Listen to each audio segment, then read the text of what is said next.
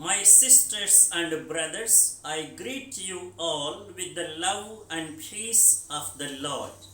I invite you to meditate together with me on the holy word of God of 9th June 2021. The focus of our reflection: true humility realizes that all our competence is from God. Therefore, no one can claim to be competent through human codes or traditions, but only in the Spirit. Greatness is what everyone aspires and strives for. To desire and seek to be great in itself is not wrong, but how one wants to be great, what means are employed to acquire that greatness, this is the real issue. Many seek greatness by recourse to worldly things such as money, power, position, etc. But Jesus in the gospel teaches us what real greatness is and how to attain it.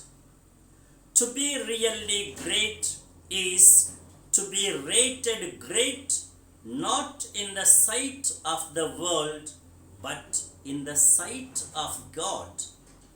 The way for such greatness is to follow the commandments of God and also to teach and guide others to follow the same.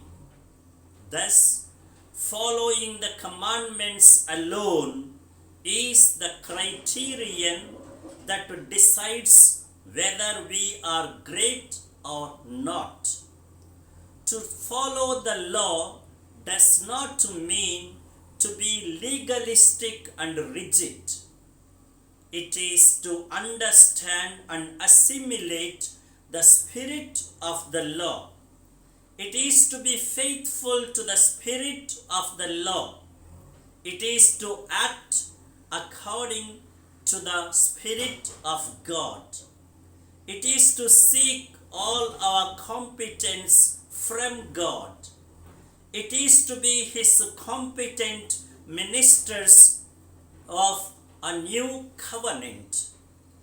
When one goes beyond the mere letter of the law and performs actions according to the spirit of the law, it is not breaching the law but perfecting and fulfilling it.